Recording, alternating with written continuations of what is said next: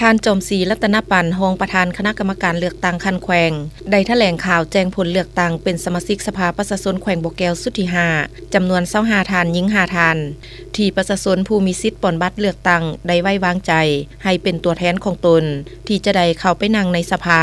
เพื่อนำเอาปัญหาต่างๆของประชาชนบรรดาเผ่าได้เสนอและแก้ไขข้อขัดแย้งต่างๆในสภาเพื่อเป็นตัวแทนสิทธิแห่งผลประโยชน์อันชอบธรรมของประชาชนอย่างแท้จริงประกาศแจ้งการฉบับเลขที่07คลขลงวันที่26กุมภาพันธ์ปี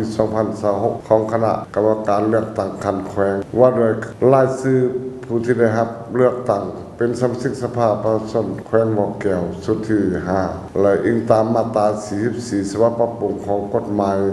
ว่าโดยการเลือกตั้งสมาชิกสภาแห่งชาติและสภาประชาชนแขวงฉบับเลขที่58สพสลงวันที่28มิถุนายนปี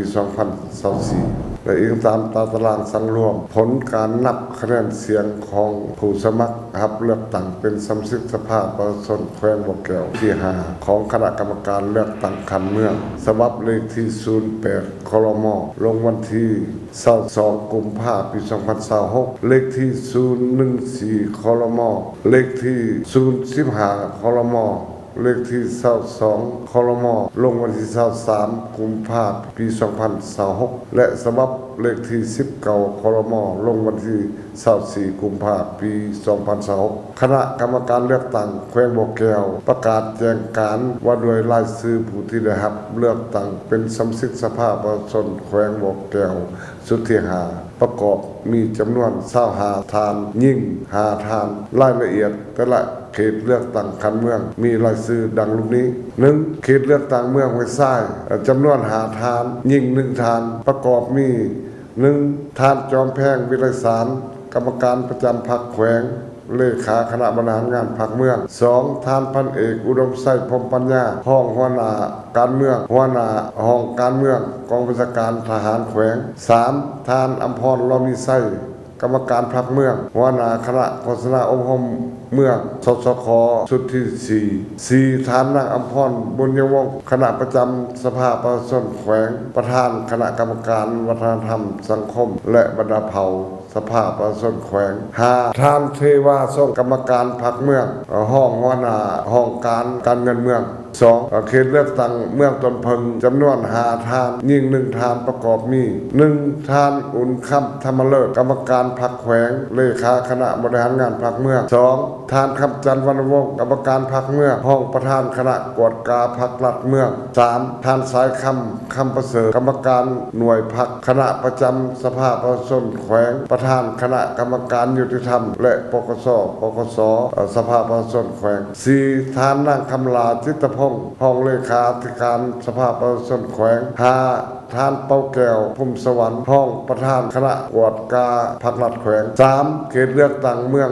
จำนวน5ท่านหญิง1ท่านประกอบมี 1. ท่านศิวิไลศรีแสนดีกรรมการพรรคแขวงเลขาคณะบริหารงานพรรคเมือง 2. ท่านนางสายทองอินทพรกรรมการพรรคเมืองประธานสหพันธ์แม่หญิงเมือง 3. ท่านพันโทจันทร์แก้วสิงห์ทองคณะพรรค5ท่านกองบัญชาการปกสเมืองห้องหัวหน้ากองบัญชาการปกสเมืองสสขสุดที่4 ท่านดรคำสินพรหมหารกรรมการพรรคแขวงหัวหน้าแผนกสาธารณสุขแขวง 5. ท่านบัวห้องแก้วสุบรรณอาสาการเลขาธิการสภาประชาชนแขวง 4. เขตเลือกตั้งเมืองพาอุดมจำนวน5ท่านหญิง1ท่านประกอบมี 1. ท่านกลางมณีวางกรรมการพรรคแขวงเลขาคณะบริหารงานพรรคเมือง 2. ท่านนางมณีวันพันประเสริฐห้องเลขาพรรคเมืองประธานคณะกวดกาพรรครัฐเมืองสสค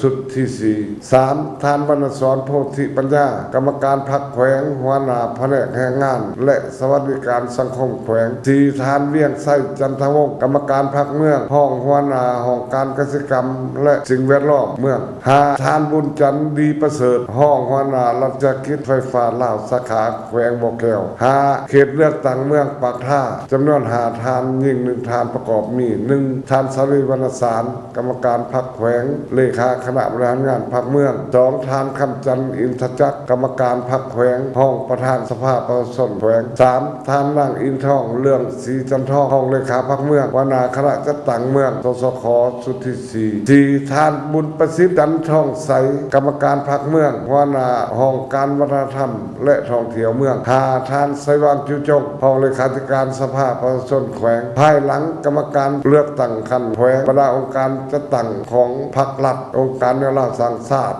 องค์การจัดตั้งมหาชนขันแขวงขันเมืองได้รับประกาศแจ้งการสมัครนี้แล้วให้จัดตั้งการเผยแผ่ให้ทันแถวสมาชิกพรรคพนักงานรัฐกรทหารตำรวจและประชาชนบรรดาเผ่าทั่วแขวงบ่อแก้วรับรู้อย่างกว้างขวางและทั่วถึงนับแต่เวลาได้รับประกาศแจ้งการสมัครนี้เป็นต้นไปดังนั้นคณะกรรมการเลือกตั้งขันแขวงจึงประกาศมาเพื่อรับทราบอย่างเป็นทางการมาฮอนี้ข้าพเจ้าได้สิ้นสุดการประกาศแจ้งรายชื่อ